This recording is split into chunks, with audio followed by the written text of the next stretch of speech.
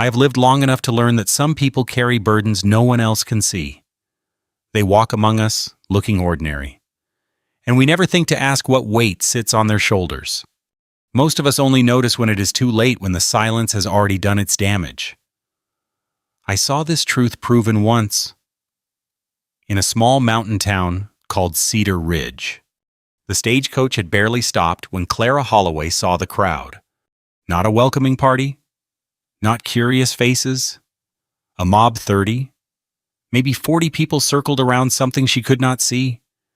Their voices rose in a low, ugly murmur that made the horses stamp and pull against their harnesses. She stepped down onto the dusty street, her worn leather valise heavy in her hand. The driver would not look at her. He busied himself with the luggage, his jaw tight, his eyes fixed on nothing. "Best find Mrs. Finch at the inn," he muttered. "And stay clear of that business over there." Clara did not move. Through a gap in the crowd, she glimpsed a man standing alone. Tall, still. His head unbowed despite the rope someone was uncoiling behind him. Then the man with the rope stepped forward. If this story touched you, leave a comment and tell me where you are watching from today. Many of you enjoy these stories without subscribing. If you would like to support more tales like this, I would be grateful if you joined our little community. The dust coated Clara's tongue. She swallowed and tasted grit, dry earth, the faint copper tang of her own fear. The crowd shifted. Bodies pressed together, men in work shirts with sweat stains spreading beneath their arms, women clutching shawls despite the heat. The smell of tobacco and unwashed wool hung thick in the late afternoon air. Clara moved forward. Her boots scraped against the hard-packed street. No one noticed her. Every eye fixed on the man in the center of the circle. She pushed between two broad shoulders. A woman hissed at her to stay back. Clara ignored her. And then she saw him clearly. He stood with his hands loose at his sides. Not bound. Not restrained. He could have run. Could have fought. But he did neither. His clothes hung on a frame that had once been larger, a battered duster, with a frayed seam at the shoulder. A wide-brimmed hat that shadowed hollow cheekbones. His boots were cracked at the toes, the leather worn pale. His belt had been cinched 2 notches past the groove where it had once rested, the extra leather curling like a dried leaf. 6 years of deprivation written in every line of his body. Someone in the crowd spat. The wet sound made Clara flinch. The man did not react. His eyes stayed fixed on a point somewhere beyond them, all beyond the buildings, beyond the mountains, beyond anything Clara could name. Ethan Cole, the name cut through the murmur. Clara's breath caught. The stagecoach driver had mentioned that name. Stay clear of the madman on the mountain. They say he burned his own family alive. She looked at his face again, at his eyes, meaning they were gray. Flat. Empty, no. Not empty. Waiting. He was waiting for the rope. The man with the hemp coil stepped closer. His boots thudded against the street. 1 step, 2. The crowd's murmur died to silence. Clara could hear her own pulse in her ears, could feel the sweat sliding down her spine beneath her calico dress. The rope man raised the coil, and Clara walked forward. The crowd parted. She did not know why. Perhaps shock, perhaps the strangeness of a woman they had never seen moving toward a man they had already condemned. She stopped 2 feet from Ethan Cole. His eyes dropped to her face. She opened her mouth and spoke 2 words. The rope man's hand dropped. Ethan's expression shifted just barely, just enough, and the silence became absolute. "Marry me." The words left Clara's mouth before she understood she was speaking them. 2 words. Simple. Impossible. The rope man's hand froze mid-air. His mouth opened, then closed. Behind her, someone laughed a short, disbelieving bark that died as quickly as it came. Ethan Cole stared at her. His gray eyes found hers. For a long moment, nothing moved. The wind stopped. The horses stopped stamping. Even the dust seemed to hang, suspended in the late afternoon light. Clara's heart slammed against her ribs. She could feel the sweat sliding down her back, soaking into the waistband of her dress. Her hands trembled at her sides. She clasped them together to hide the shaking. What have I done? The question screamed inside her skull, but she did not look away. She held his gaze, this stranger, this accused murderer, this man she had never seen before this moment. You heard me, she said. Her voice came out steadier than she expected. Marry me. Right now. A murmur rippled through the crowd. She heard fragments, crazy woman. Stranger. Who does she think she is? But she kept her eyes on Ethan Cole. His face did not change. The hollows beneath his cheekbones remained sharp. The lines around his mouth stayed deep. But something shifted in his eyes. Something small. Something she could not name. You don't know me, he said. His voice was rough, low. The voice of a man who had not spoken more than a few words in months. No, Clara agreed. You don't know what they say I did. I heard. He tilted his head slightly, studying her. The way a man might study a puzzle he had given up trying to solve. And you still want to marry me? Clara swallowed. The crowd pressed closer. She could feel their breath on the back of her neck, hot and sour with whiskey and chewing tobacco. I want to marry you, she said, right here, right now, in front of all these people. Silence. The rope man lowered his arm. The coil hung limp at his side. His face twisted with confusion, anger, maybe, or something close to it. He looked to the men behind him for guidance, but no one moved. Ethan Cole looked at Clara, at the worn calico of her dress, at the scuffed leather of her boots, at the valise still clutched in her left hand, its handle dark with sweat. Why, he asked? It was the question she had been dreading, the question she could not answer, not truthfully, not in a way that made sense. Because I know what it feels like to be alone in a crowd. Because I saw the look in your eyes and I recognized it.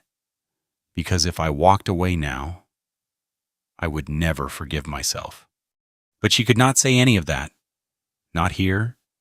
Not with 40 people watching. Does it matter? She asked instead. He held her gaze for 3 heartbeats. 4. 5. Then he nodded. One single dip of his chin. That was all. The crowd erupted. Voices crashed over each other, shouts, curses, demands for explanation. A woman screamed that this was madness. A man pushed forward, face red, veins bulging in his neck. You can't do this, the red-faced man bellowed. This man is a murderer. He burned his own family alive. Did he? Clara turned to face the man. Did anyone see him do it? The man's mouth worked. No sound came out. Did anyone see him strike a match, pour kerosene, light the fire? Silence. No, Clara said. You didn't. You don't know what happened that night. None of you do. But you've already decided he's guilty. She turned back to Ethan. His eyes had changed again. The flatness was still there, the emptiness she had first noticed. But beneath it, far beneath, something stirred. I'm Clara Holloway, she said. I came here on the stagecoach this afternoon, and I have no family, no husband, and no reason to lie to you. She paused. Will you marry me, Ethan Cole? He looked at her, at the crowd behind her, at the mountains rising beyond the town, their peaks touched with the first gold of sunset. Yes, he said. The word was quiet, almost lost beneath the murmur of the crowd. But Clara heard it. She reached out her hand. He looked at it, at her calloused palm, her short fingernails, the scar across her thumb from a childhood accident with a kitchen knife. He looked at it for a long time. Then he took it. His fingers were rough, cold. They wrapped around hers with surprising gentleness. Let's go, Clara said. She turned and walked toward the edge of the crowd. Ethan walked beside her. Their clasped hands hung between them, a bridge, a promise, a question neither of them could answer. The crowd parted. Some stepped back in shock. Others moved aside with reluctant, shuffling feet. The rope man stood frozen, his coil of hemp dangling uselessly from his fingers. No one tried to stop them. Clara walked past the general store, past the saloon with its swinging doors, past the small church with its whitewashed steeple.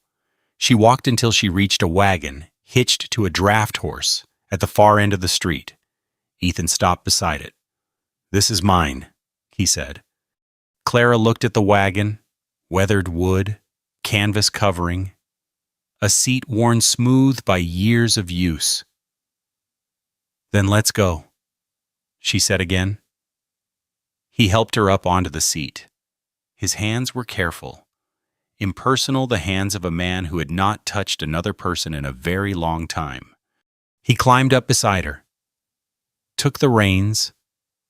The horse snorted and shook its mane. Behind them, the crowd had gathered at the edge of town.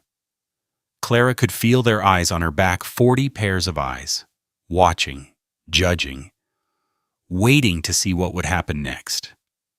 Ethan flicked the reins. The wagon lurched forward.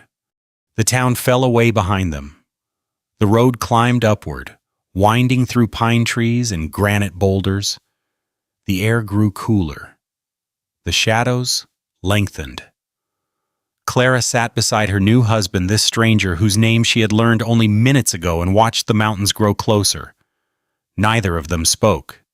The silence stretched between them like a living thing, not comfortable, not uncomfortable, just present, waiting. Clara looked at Ethan's profile, at the hard line of his jaw, the tension in his shoulders, the way his hands gripped the reins as though they were the only solid thing in the world. She thought about what he had said. You don't know what they say I did? She thought about the rope, the crowd, the look in his eyes when he had chosen not to fight back. And she wondered with a cold certainty that settled deep in her stomach what secrets lived inside this man she had just agreed to spend her life with. The wagon climbed higher. The sun slipped behind the ridge. And somewhere ahead, in the darkness of the mountain, a cabin waited. The wagon wheels groaned against stone. Clara gripped the edge of the wooden seat, her knuckles bone white. As the mountain road tilted upward at an angle that made her stomach drop, the canvas sack wedged between them, salt and kerosene, she guessed slid against her hip with every jolt. Ethan Cole sat beside her. He had not spoken since they left Cedar Ridge 2 hours ago. His hands held the reins loose and easy, guiding the draft horse around rocks the size of a man's head, through ruts deep enough to swallow a boot. Clara stole a glance at his profile. The stubble had thickened since morning. A muscle worked in his jaw. His eyes stayed fixed on the path ahead. She looked away. The pine forest rose on both sides now, the trees so tall their branches knitted together overhead, filtering the late afternoon light into pale gold and deep shadow. The air changed. Cooler. Thinner. carrying the sharp, clean bite of pine resin and something else, the mineral tang of snow still melting somewhere higher up. A creek appeared beside the road, tumbling over smooth stones. The sound of water filled the silence between them. Clara watched it flash silver where the sun broke through. She had not seen water this clear since childhood. The wagon lurched. Her shoulder bumped against his arm, hard muscle under worn cotton, and she pulled back quickly, heat rising to her face. He did not react, did not look at her, did not acknowledge that she existed at all. The road narrowed. The trees pressed closer. Clara's calico dress was damp with sweat beneath the arms, and her lower back ached from the jolting ride. Her valise sat in the wagon bed behind her, growing heavier with every mile, though she knew that made no sense. What have I done? The question had circled her mind since they left town, since the crowd parted and let them through in stunned silence, since she climbed onto this wagon beside a man she did not know, a man accused of burning his own family alive. Marry me. 2 words. She had said 2 words, and now she was climbing a mountain with a stranger. The forest thinned. The road curved around a granite outcropping. And then the cabin appeared. It sat in a small clearing, backed by a wall of pines. 1 story, built from rough-hewn logs the color of dark honey. A stone chimney rose from one end. A narrow porch ran across the front, the planks weathered gray. A single window faced the clearing, its glass so old it rippled the light. Ethan pulled the horse to a stop. The animal snorted, steam rising from its nostrils in the cooling air. He climbed down from the wagon seat without a word and began unhitching the harness. Clara sat there, looking at the cabin, looking at the porch, looking at the window. This is where I live now. Her legs trembled when she stepped down. The ground was uneven pine needles and hard-packed dirt. She reached into the wagon bed for her valise, and the leather handle felt foreign in her palm, as though it belonged to someone else. Ethan led the horse toward a small stable off to the side. Clara watched him go. His shoulders were broad under the duster, but his gait was the gait of a tired man, slow, deliberate, each step placed with care. She turned back to the cabin. The door was closed. She climbed the 3 porch steps, and the wood creaked under her weight. She reached for the iron latch. It was cold, rough with rust. The door swung inward. Darkness. Then her eyes adjusted. 1 room. Larger than she expected. A cast-iron stove sat in the corner, its pipe running up through the ceiling. A wooden table, sturdy and plain, stood near the center. 2 chairs. A narrow bed along the far wall, covered with a quilt faded blue and white, hand-stitched in a pattern she did not recognize. Above the bed, a small loft space with a ladder leading up. Clara stepped inside. The floorboards groaned. The air smelled of old wood, cold ash, and something else, loneliness. Maybe the kind of smell a place gets when no one has laughed inside it for years. On the windowsill, a photograph in a wooden frame lay face down. She saw it. She did not touch it. Footsteps on the porch. She turned. Ethan stood in the doorway, silhouetted against the evening light. He looked at her, then at the room, as though seeing it for the first time himself. "You sleep up there." His voice was low, rough from disuse. He nodded toward the loft. Clara looked at the ladder. The rungs were worn smooth in the middle. "All right," she said. He stepped past her to the stove, knelt, opened the iron door and began building a fire with kindling already stacked beside it. His movements were practiced automatic. The scratch of a match, the smell of sulfur, then the crackle of dry wood catching. Clara stood in the middle of the room, holding her valise, watching the flames grow behind the stove's iron grate. The light shifted. Shadows danced on the walls. "There's beans," he said, without turning around. "Cornbread from last week. Hard, but it's food." "Thank you." He did not acknowledge her words. The evening settled in. Clara climbed the ladder to the loft 6 rungs, each one creaking, and found a narrow mattress stuffed with straw, covered with another quilt. This one was green and brown, the colors of the forest outside. She set her valise at the foot of the mattress and sat down. The straw rustled beneath her. Through the gaps in the floorboards, she could see the room below. The flicker of the fire, the shape of Ethan's back as he sat at the table, eating from a tin plate. He had not offered to share the meal. He had not asked if she was hungry. She was hungry, but she did not ask. The night came on fast in the mountains. Outside the small window at the end of the loft, the sky turned from gold to purple to black. Stars appeared more than she had ever seen in her life. The silence was enormous. No voices, no wah-wah, no wagon wheels, no sounds of a town settling in for the evening, only the wind in the pines, the creak of the cabin, the distant cry of some animal she could not name. Clara lay on her back, staring at the rough-hewn beams above her head. The quilt smelled of cedar and dust. Below, she heard him moving. His boots on the floor, the scrape of a chair, the clang of the stove door opening, then closing, then nothing. She waited for sleep. It did not come.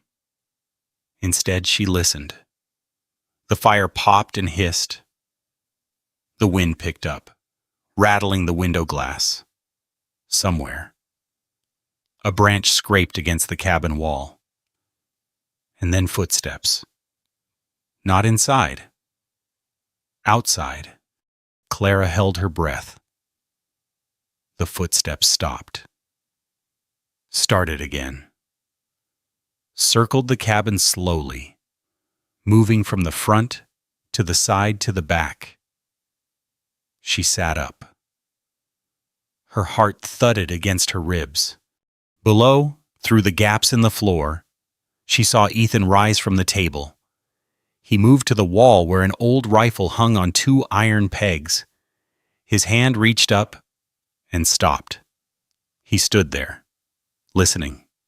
The footsteps outside faded, then vanished. Clara exhaled. Her hands shook against the quilt. Ethan lowered his hand. He did not take the rifle. He turned, and for one brief moment, his gaze lifted toward the loft, toward her.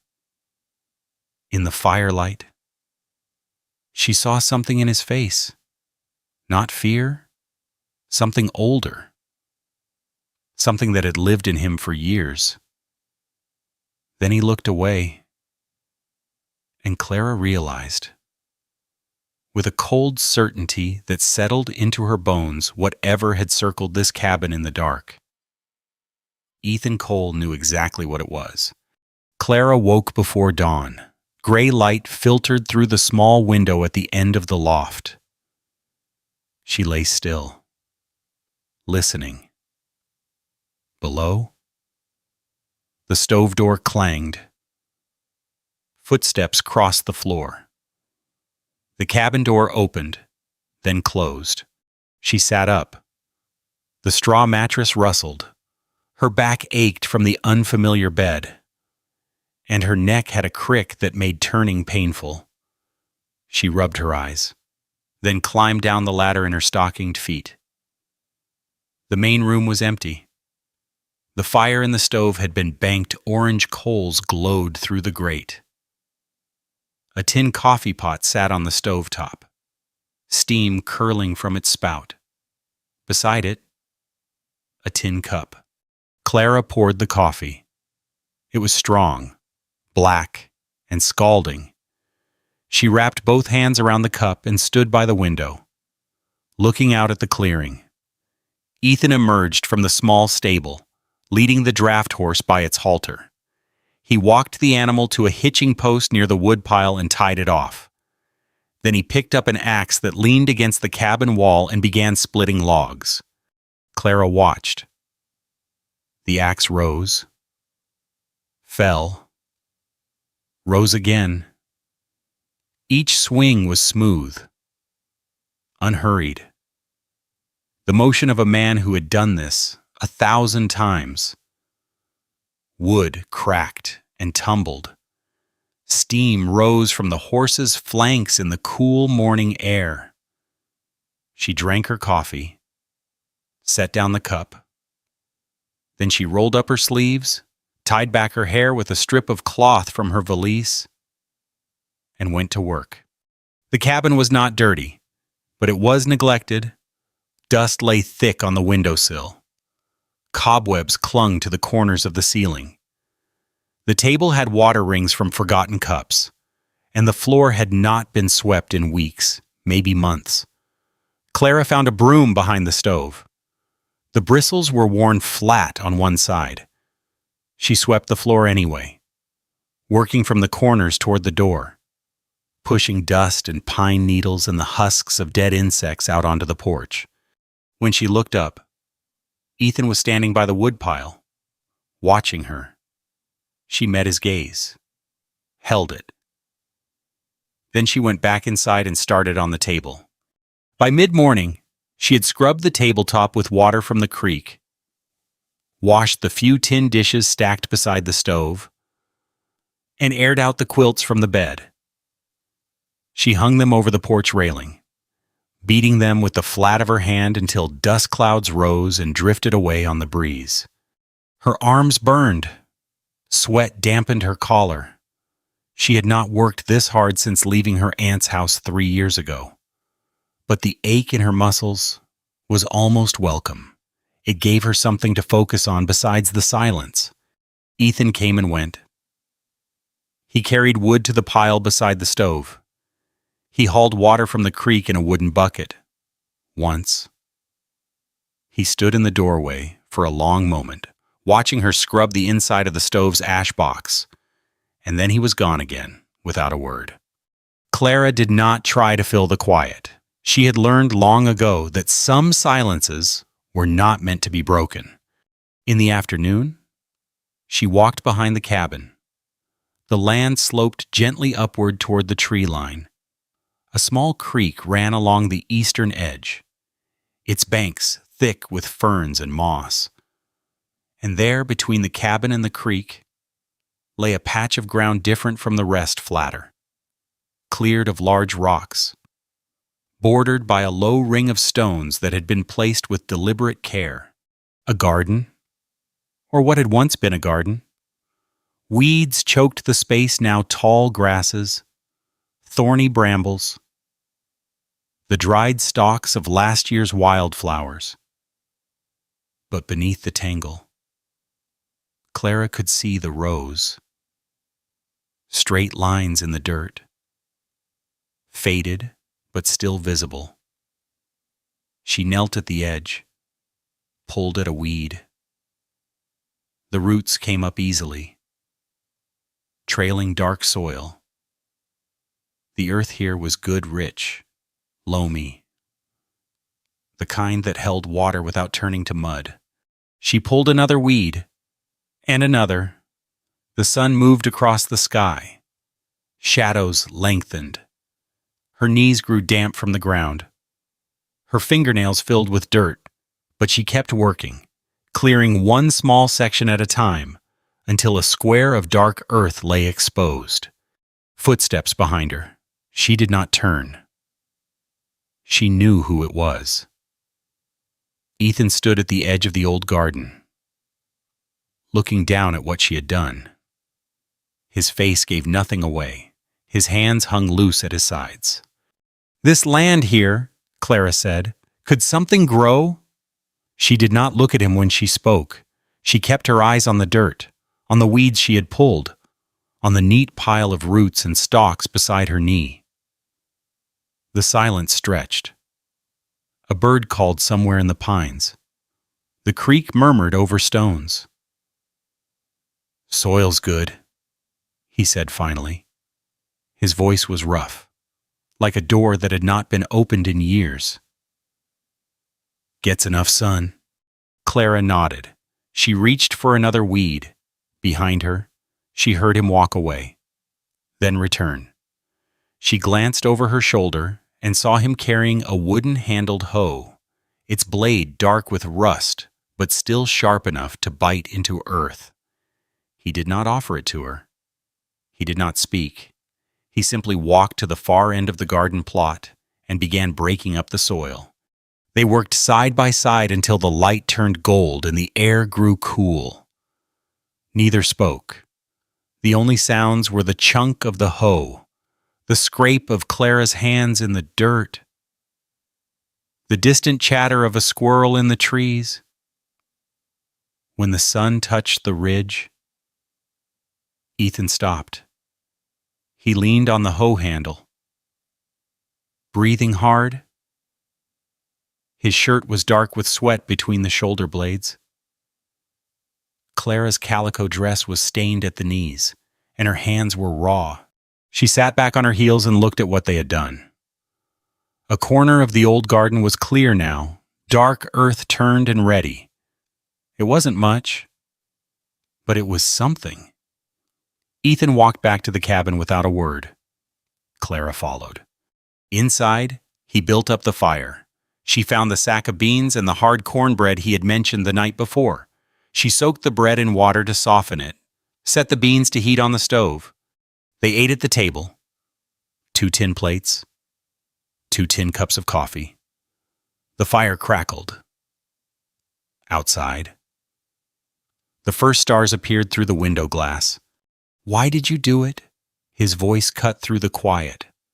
Clara looked up. He was not looking at her. He was staring at his plate, at the beans he had barely touched. "Do what?" she asked, though she knew, in the street. He still did not look up. Those people, they would have... He stopped, swallowed, his jaw tightened. "You didn't know me." Clara set down her fork. "No," she said. "I didn't."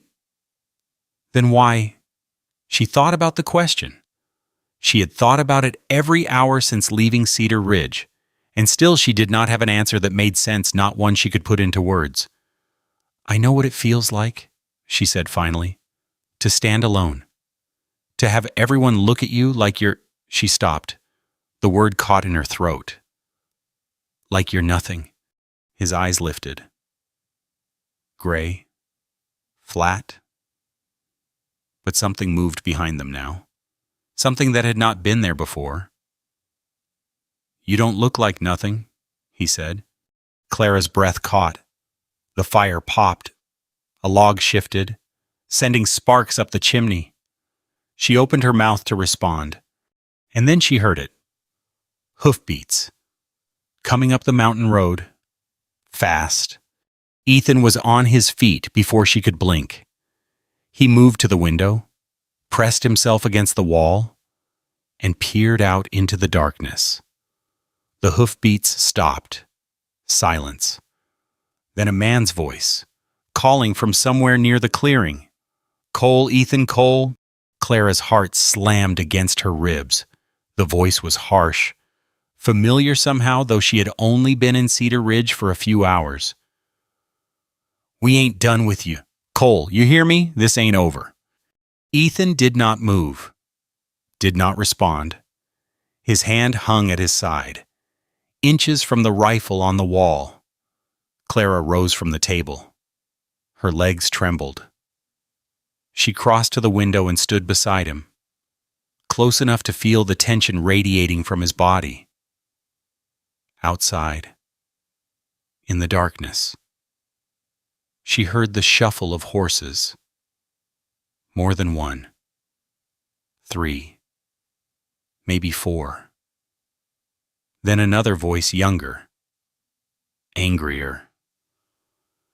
Garrett says you got 1 week to clear out, or we come back and do what we should have done today. The hoofbeats started again, moving away, fading into the night. Clara exhaled. Her hands shook. Ethan turned from the window.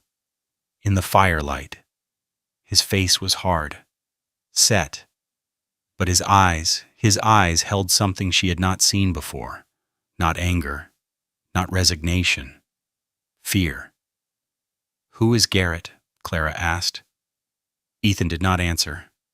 He walked to the door, opened it, and stepped out onto the porch.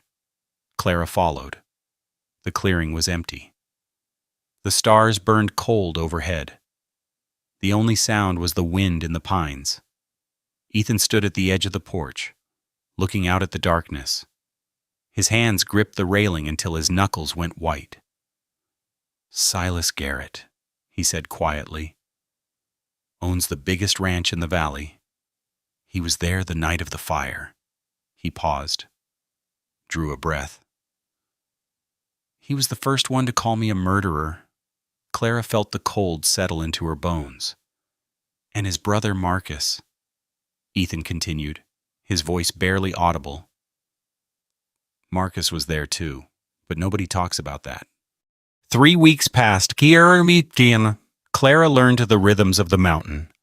The way the light changed through the day, soft gold at dawn, harsh white at noon, deep amber at dusk. The sound of the creek after rain, swollen and rushing. The smell of pine resin warming in the afternoon sun. She learned Ethan's rhythms too. He rose before dawn, he worked until dark. He spoke in fragments, short sentences, single words, sometimes just a nod or a shake of his head, but he no longer flinched when she moved past him in the small cabin. He no longer watched her from the corner of his eye, as though waiting for her to betray him. The garden grew. Green shoots pushed through the dark soybeans, squash, the first tender leaves of lettuce. Clara tended them each morning, pulling weeds, carrying water from the creek in the wooden bucket. Her hands grew rough, her arms grew strong. The softness that had once padded her body began to change, muscle replacing what had been. Ethan noticed. She caught him looking at her, sometimes quick glances that slid away the moment she turned her head. He never said anything, but the portions he served at dinner grew larger. And once she found a small bouquet of wildflowers sitting on the table when she came down from the loft. She did not mention them. Neither did he. The men from town did not return, but their threat hung in the air like smoke invisible, impossible to forget. 1 week, they had said. The week had passed. Then another. Then a third. Clara did not know if this meant safety or if the storm was still gathering somewhere beyond the ridge. On the 23rd day, the photograph fell. Clara was cleaning the windowsill. Her cloth caught the edge of the wooden frame, the one that had lain face down since the first night, and sent it clattering to the floor. She bent to pick it up, and saw them. A woman with dark hair and kind eyes, 2 children, a boy of maybe 5, a girl of 3 or 4, and a younger Ethan, clean-shaven, smiling, his arm around the woman's shoulders, his hand resting on the boy's head. Clara's throat tightened. She turned the frame over, quickly, set it back on the windowsill, face down, exactly as it had been. Her hands trembled. She had known. Of course. The driver had told her. The crowd had shouted it. He burned his own family alive. But knowing was different from seeing. These were faces. Real faces. A woman who had loved him. Children who had called him father. The cabin door opened. Clara spun around. Ethan stood in the doorway, a load of firewood in his arms. His eyes went to her face, then to the windowsill, then back to her face. He knew. The wood clattered to the floor. He crossed the room in 3 strides, picked up the photograph, and looked at it. His jaw tightened. A muscle jumped in his cheek. Clara did not move, did not speak. "Sarah," he said. His voice was barely a whisper. "Thomas. Ruth." The names hung in the air. "I'm sorry," Clara said. "I didn't mean to—" 6 years ago." He cut her off. His eyes stayed on the photograph. "This cabin didn't exist. I lived down in the valley, east side of Cedar Ridge. Had a spread there, small, but it was mine." He paused, swallowed. "Fire started in the night. I don't know how. Maybe the stove. Maybe a lamp." He set the photograph down. Face up this time. "I woke up and the whole front of the house was burning." Clara's heart thudded against her ribs. She wanted to stop him, wanted to tell him he didn't have to do this. But something in his face told her he did. "I tried to get them out. The bedroom was in the back. I got to the door. The handle—" He held up his right hand. In the afternoon light streaming through the window, Clara saw it clearly for the first time. A scar running from his palm to his wrist. Puckered. Pink. The skin shiny and tight. "I got the door open. Smoke everywhere. Couldn't see. Couldn't breathe." His voice cracked. He stopped, drew a breath that shook. "I found Thomas first. He was already gone." The smoke. He pressed his scarred hand against his forehead. Ruth was beside him. Sarah was... She was trying to get to them. She was... He couldn't finish. Clara stood frozen. The fire crackled in the stove. Outside, a bird sang bright and careless, oblivious to the weight of what was happening inside this small cabin. "The roof came down," Ethan said, his voice barely audible. "I don't remember how I got out. Woke up in the yard, burns on my arms, my hands. The whole place was gone." He looked up then, met her eyes. "Garrett was the first one there. Him and his men. They saw me lying in the dirt with burns all over me. They saw the house still burning." His mouth twisted. "And they decided what? That I'd done it? That I'd set the fire myself?" He laughed a short, bitter sound. "There was insurance on the property. Not much, but enough to make them suspicious. They said I wanted the money. Said I'd burned my own family to get it." Clara's stomach turned. "But that's... I know what it is." His voice was hard now. "I know what happened. I was there, but they weren't. They only saw what they wanted to see. Didn't you tell them? Didn't you explain?" "I tried." He shook his head slowly. "First few months. I tried. No one listened. Garrett had already made up his mind, and he's the biggest rancher in the valley. His word is law. After a while, I stopped trying." He picked up the photograph again, looked at it for a long moment. Then he set it back on the windowsill, face up this time, propped against the glass where the afternoon light caught the faces of his wife and children. "Built this cabin up here where no one would bother me. Came down to town once a month for supplies. That's all. 6 years of that." Clara watched him. The firelight played across his face, the hollows beneath his cheekbones, the deep lines around his mouth, the gray in his hair that made him look older than 34. "Why didn't you leave?" she asked. "Go somewhere no one knew you." He was quiet for a long moment. His eyes stayed on the photograph. "Because they're buried here," he said quietly. "In the churchyard, in Cedar Ridge. I couldn't leave them. Leave." Clara's throat tightened. She wanted to reach for him to touch his arm, his hand, something. But she held back. This was not a moment for touch. This was a moment for witness. Garrett was there that night, she said slowly. The night of the fire. First one to arrive. How did he get there so fast? Ethan went still. His eyes lifted from the photograph to her face. What? You said the fire started in the middle of the night. You said Garrett and his men were the first ones there. Clara's mind was working now, pieces falling into place. How did they know to come? How did they get there before anyone else? Ethan's face changed. Something flickered in his eyes, something that had not been there before. Not hope, not quite, but close. I never asked that question, he said slowly. Maybe you should have. The wind gusted outside. The cabin walls creaked. And somewhere in the distance, faint but unmistakable, Clara heard the sound of hoofbeats. Not approaching. Circling. Ethan moved to the window. Pressed himself against the wall. Peered out into the late afternoon light. How many? Clara whispered. He held up 4 fingers.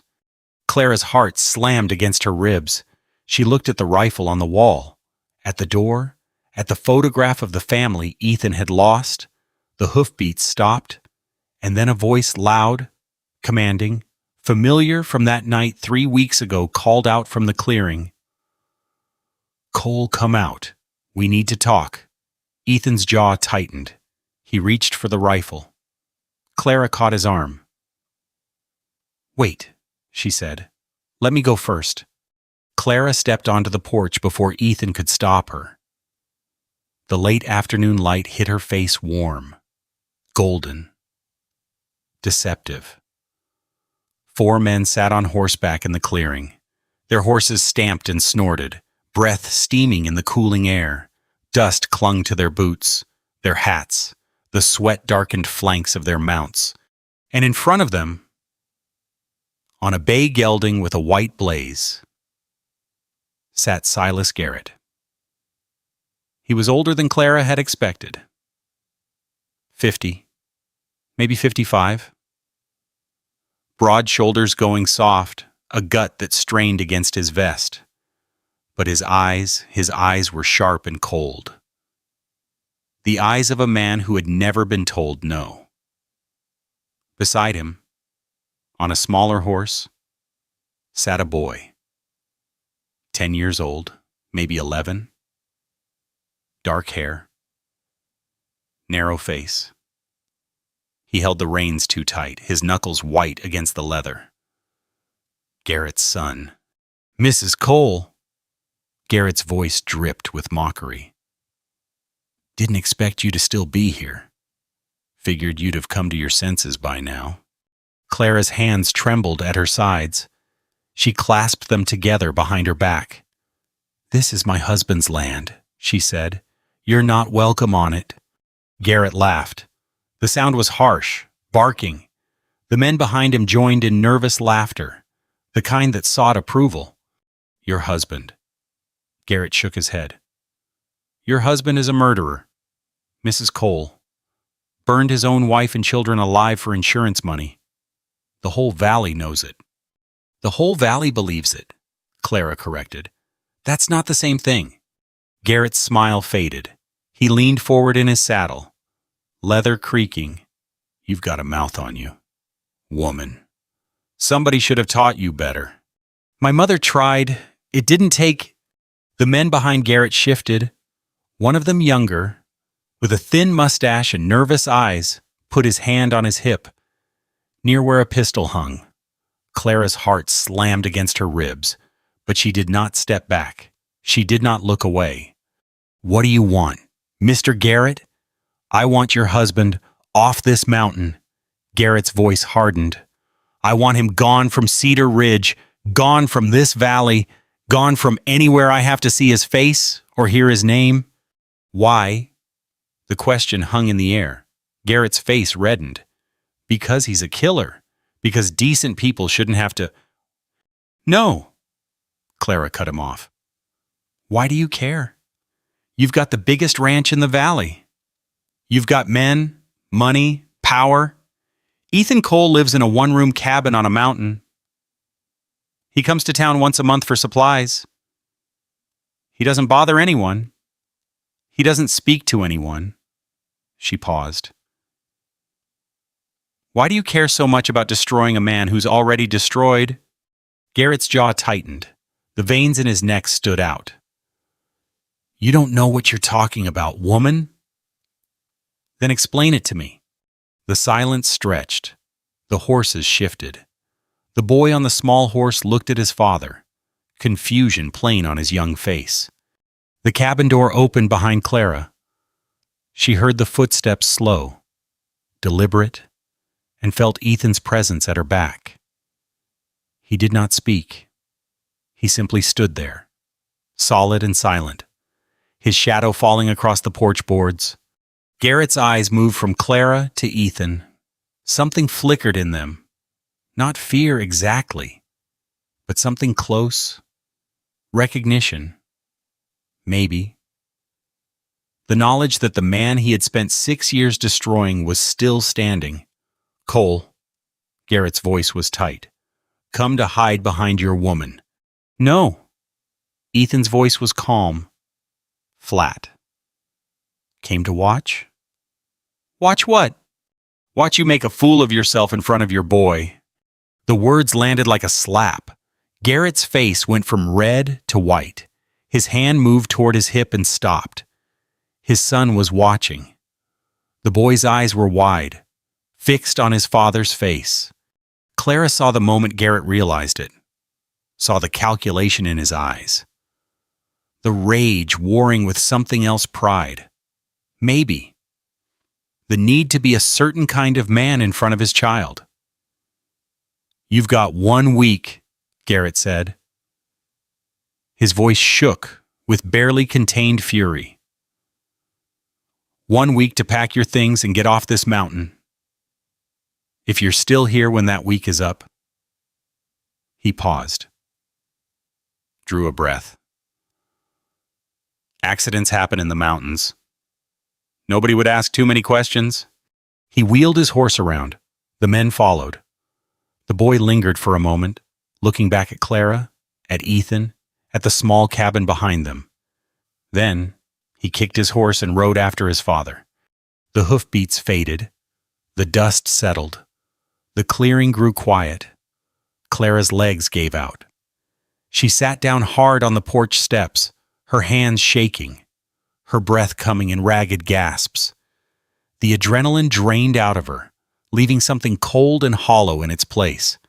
Ethan sat down beside her. For a long moment, neither of them spoke. The sun touched the ridge. The shadows lengthened. Somewhere in the pines, a jay screamed, "You should go." His voice was quiet, empty. Clara looked at him. "What? You should go," he repeated. "Back to town. Back to wherever you came from." He stared at the clearing, at the place where Garrett had sat on his horse. "This isn't your fight.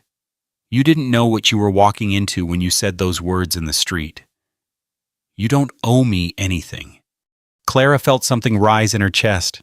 Not anger, exactly, but something close. She stood up, faced him.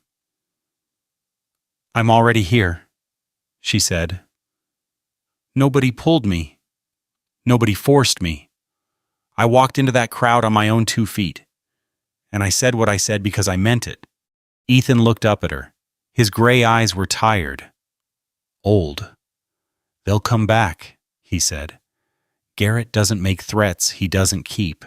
When that week is up, they'll come back with more men and more guns, and they'll do what they came to do. Then we'll be ready. You don't understand." His voice cracked. "I can't." He stopped, pressed his hand against his face. "I can't watch someone else die because of me. I can't." Clara knelt in front of him, put her hands on his knees. "Look at me," He didn't move. "Ethan, look at me."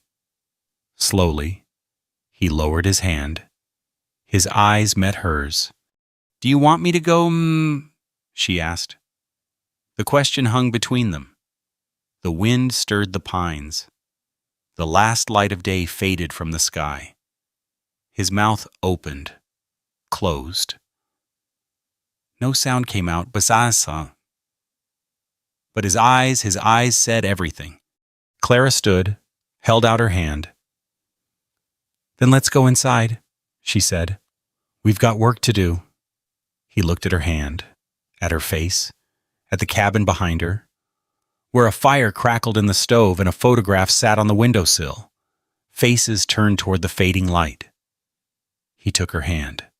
His fingers were rough, warm. They wrapped around hers with a grip that trembled slightly, not from weakness, but from something else entirely. They walked inside together.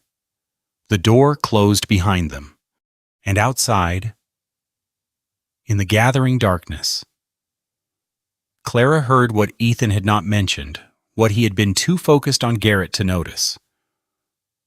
A second set of hoofbeats, fainter. Coming from the opposite direction, someone else was on the mountain. Someone who had been watching. The smoke came at dawn. Clara smelled it before she opened her eyes sharp. Acrid. Wrong. Not the wood smoke from the stove. Something bigger. Something wild. She sat up in the loft. Through the small window, the sky glowed orange where it should have been gray. "Ethan." She scrambled down the ladder, her bare feet hitting the cold floorboards. The cabin door stood open. Ethan was already on the porch. Staring east, Clara ran to him. The ridge was burning. A wall of orange and red crawled across the eastern slope, maybe 3 miles away. Smoke billowed upward in thick columns, staining the morning sky brown and gray. Even from this distance, she could hear it a low roar, like a distant train that never arrived. "The wind," Ethan said, and his voice was flat. "It's pushing south." Clara followed his gaze. The fire line moved steadily, eating through dry grass and scrub brush, and beyond it, in the valley below, Garrett's ranch, she whispered. The buildings were small from here, but visible. The big house with its 2 stories, the red barn, the corrals, all of it sitting directly in the fire's path. Ethan's jaw tightened. He turned away from the railing. "Where are you going?" Clara asked. He didn't answer. He walked to the stable, emerged a moment later leading the draft horse by its halter. His movements were quick, efficient, the movements of a man who had made a decision. Clara caught his arm. "Ethan, what are you doing?" "They have children." His voice was rough. "That boy Garrett's son. He was just a child. They threatened to kill you. They've spent 6 years destroying your name." "I know." He pulled free of her grip. "I know what they've done." He grabbed a shovel from beside the woodpile, then a pickaxe. Threw them into the wagon bed. "But I know what fire does too. I know how fast it moves. I know what it sounds like when it's too late." His voice cracked on the last word. Clara stared at him, at the scars on his hands, at the haunted look in his eyes. "Garrett's 10-year-old doesn't care who saves him," she said slowly. "He just wants to live." Ethan stopped. He looked at her. "No," he agreed. "He doesn't." Clara walked to the wagon, climbed onto the seat. "Then let's go," she said. They rode down the mountain in silence. The smoke grew thicker as they descended. By the time they reached the valley floor, it hung in the air like fog, stinging Clara's eyes and coating her tongue with ash. She wrapped a strip of cloth over her nose and mouth. Ethan did the same. The Garrett Ranch appeared through the haze and chaos. Men ran in every direction.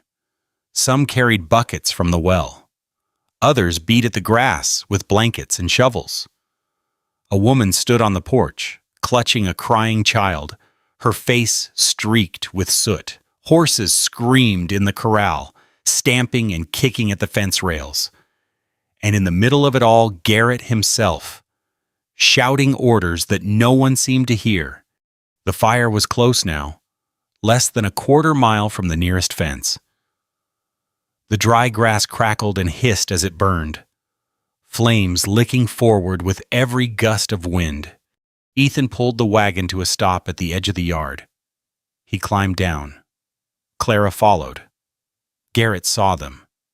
His face twisted confusion, then recognition, then something harder. He strode toward them, boots kicking up dust. "What are you doing here, Cole?" "Same thing you're doing." Ethan's voice was calm, steady. "Trying to stop this fire? I don't need your help." "Maybe not. But your ranch does." Garrett's hands clenched into fists. Behind him, a fence post caught fire and went up in flames, sending sparks spiraling into the air. "Get off my land." "No." The word hung between them. Garrett's face reddened. A vein pulsed in his temple. He took a step forward. "Pa!" The boy ran toward them, his face pale beneath the soot. "Pa, the east fence is gone. The fire's coming through." Garrett turned, its shark tan the color drained from his face. The flames leaped over the fallen fence and surged toward the barn. Ethan moved. He grabbed the shovel from the wagon, pushed past Garrett, and ran toward the fire line. "Dig a trench," he shouted over his shoulder. "From here to the creek, 10 feet wide, as deep as you can go." Clara grabbed the pickaxe, ran after him. The heat hit her like a wall. Sweat broke out across her forehead, her back, her arms. The roar of the flames drowned out everything else, the shouts, the horses, the wind. She dropped to her knees and started digging. The earth was hard, dry. Her shoulders burned, her hands blistered against the wooden handle. But she kept digging.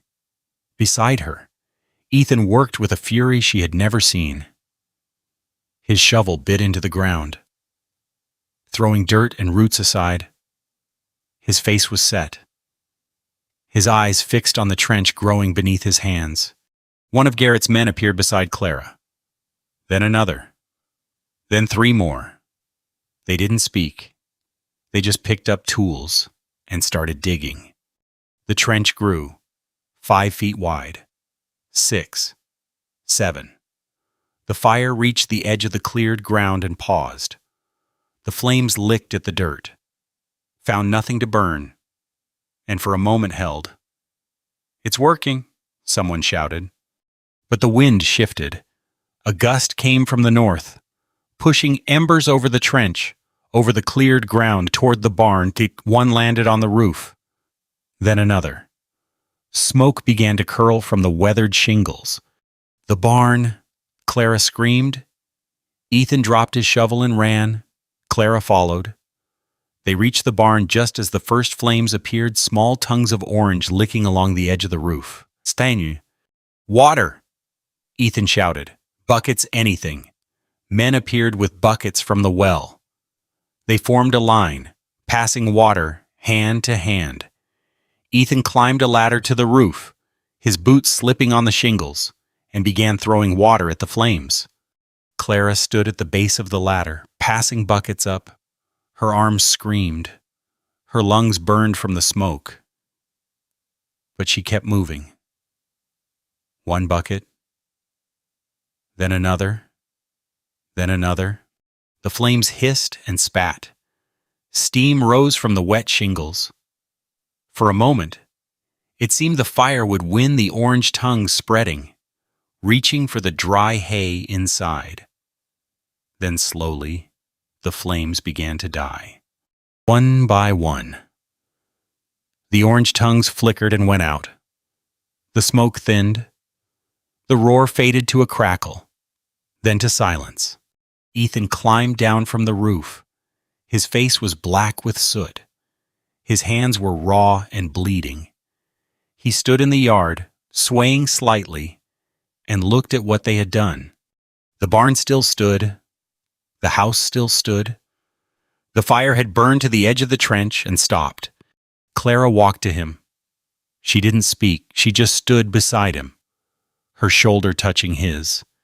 Garrett appeared from the smoke. His face was gray. His clothes were torn and burned at the edges. He stopped a few feet from Ethan. The two men looked at each other. Clara held her breath. Garrett's mouth opened, closed. His hands hung at his sides, and something in his face, something hard and old and angry, began to crack. "My boy," he said. His voice was hoarse. "You could have let—" He stopped, swallowed. "You could have let it all burn." Ethan didn't answer. "Why didn't you—" Ethan looked at the barn, at the house, at the boy standing on the porch with his mother, both of them covered in soot, but alive. "Because I know what it's like to lose everything," he said quietly. "And I wouldn't wish that on anyone. Not even you." Garrett's face crumpled. He turned away, walked 3 steps, stopped. His shoulders shook. When he turned back, his eyes were wet. He extended his hand. Ethan looked at it. At the hand that had held the rope. At the hand that had signed petitions to drive him out. At the hand that belonged to the man who had spent 6 years destroying his name. He reached out and took it. Clara's eyes burned from the smoke. She told herself, just from the smoke. Garrett released Ethan's hand, stepped back, cleared his throat. "Cole," he said, "there's something—" He stopped, looked at the ground. "That night, the night of your fire?" He paused. "I wasn't the first one there." Ethan went still. "What?" "I said I was, told everyone I was." Garrett's voice dropped. "But there was someone there before me. Someone leaving when I arrived. I saw him riding away, fast, like he was running from something." Clara's heart stopped. "Who—" Ethan's voice was barely a whisper. Garrett met his eyes. And in that moment, Clara saw something she had never expected to see on his face. Shame. "My brother," Garrett said. "It was my brother Marcus." The ride back to the cabin took 2 hours. Clara sat beside Ethan on the wagon seat, watching the moon rise over the ridge. Neither spoke. The draft horse picked its way up the mountain road, hooves crunching on loose stone.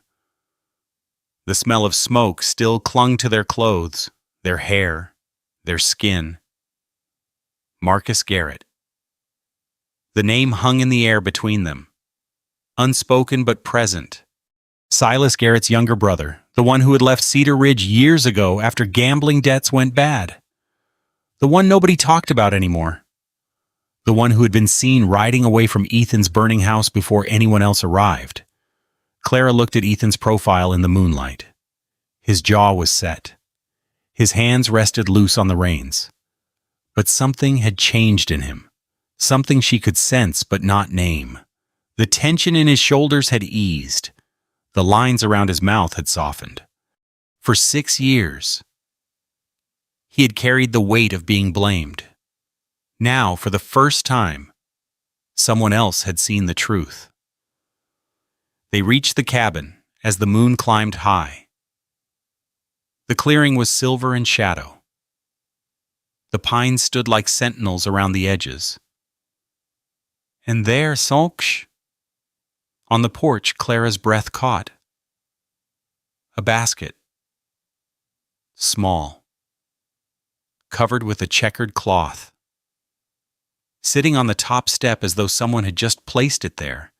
Ethan pulled the horse to a stop.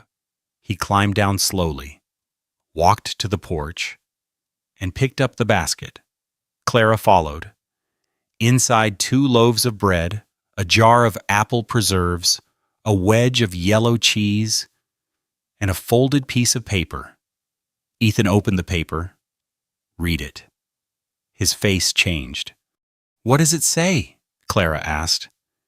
He handed it to her without a word.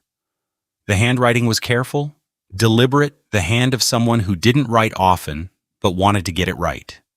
"Mr. Cole, my wife made these. She wanted you to have them. We heard what you did at the Garrett place. The whole town heard. I was wrong about you. A lot of us were. Grady." Clara looked up. The general store owner. The one who had whispered rumors over his counter. The one who had spread the story of the fire like it was gospel truth. "He came all the way up here," she said. Ethan took the paper back, folded it, slipped it into his pocket. "Let's go inside," he said quietly. The cabin was cold. Clara built up the fire while Ethan put away the horse.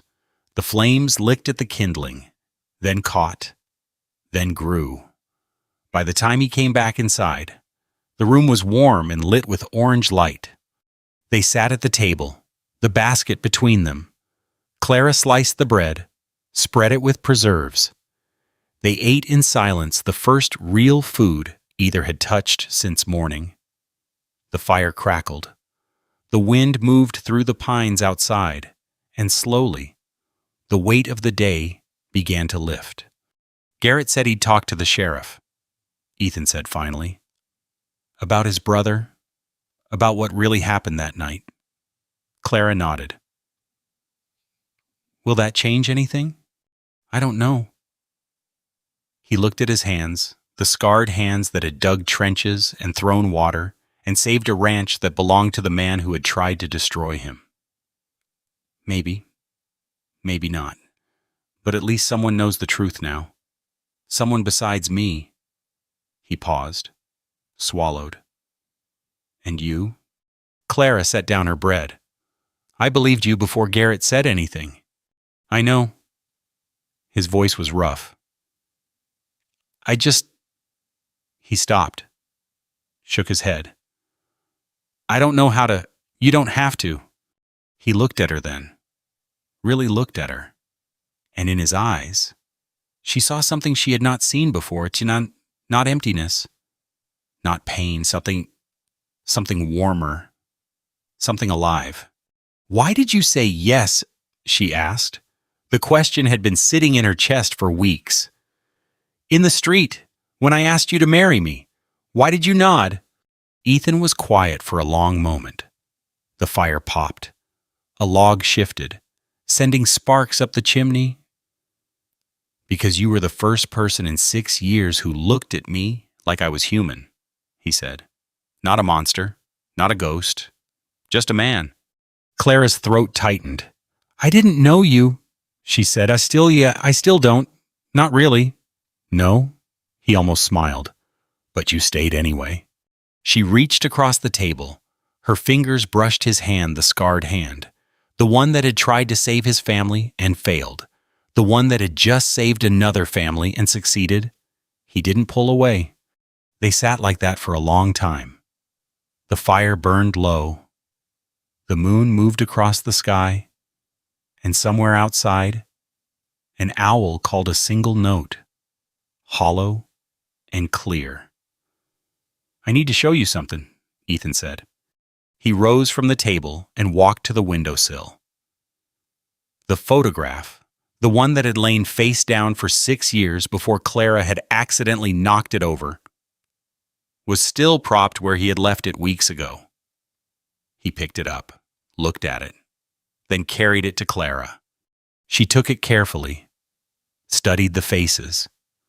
The woman with kind eyes, the children, the boy solemn, the girl smiling, and Ethan, young and clean-shaven, with an expression she had never seen on his face. Hope. "Sarah would have liked you," he said quietly. She always saw the good in people, even when there wasn't much to see." Clara handed the photograph back. "She saw it in you." "She did." His voice was barely a whisper. I used to wonder if she was wrong. She wasn't. He looked at her, held her gaze, and then he did something she had not expected. He set the photograph on the table, face up, in the light, and walked to the windowsill.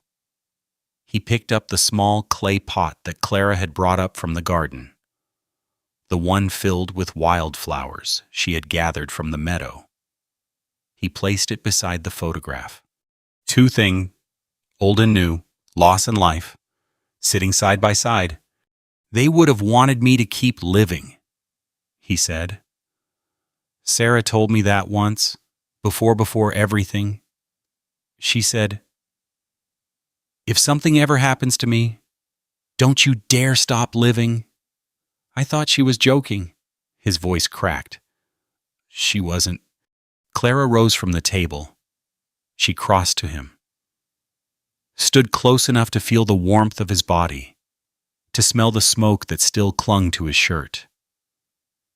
Then keep living, she said. He turned to face her. In the firelight, his eyes were no longer gray and empty. They were warm, present, alive. I don't know how, he admitted. I forgot. Then we'll figure it out together? She took his hand. His fingers curled around hers, rough, scarred, trembling slightly. Clara?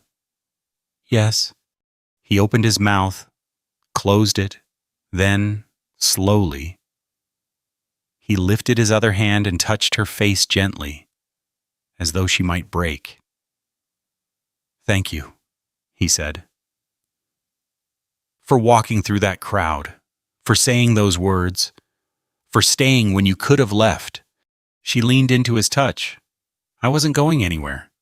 Outside, the first light of dawn touched the ridge. The sky turned from black to gray to pale gold. The birds began to stir in the pines, their calls thin and sweet in the morning air. Clara looked out the window. Their garden lay waiting beyond the cabin. The dark earth they had turned together. The seeds she had planted. The first green shoots pushing through the soil. The beans will need water, she said. Ethan laughed. A real laugh, short, rusty, unpracticed, but real. Then we'd better get to work. They stepped out onto the porch together. The morning was cool and clean, the smoke from the fire blown away by the night wind. The valley stretched out below them, touched with the first rays of sunlight. Clara breathed in. Pine, earth, the faint sweetness of wildflowers. Home. She looked at Ethan. He was watching the sunrise, his face calm, his shoulders straight. For the first time since she had met him, he looked like a man who believed he had a future. Ethan. He turned. I'm glad I said yes, she said. He looked at her for a long moment. Then he reached out and took her hand again, naturally this time, without hesitation. So am I. They stood there on the porch, hand in hand, watching the sun rise over the mountains. The light grew stronger. The shadows retreated. And somewhere in the valley below, the church bell began to ring a single clear note, calling the town to a new day. Clara squeezed Ethan's hand. He squeezed back, and together. They walked down the steps and into the garden.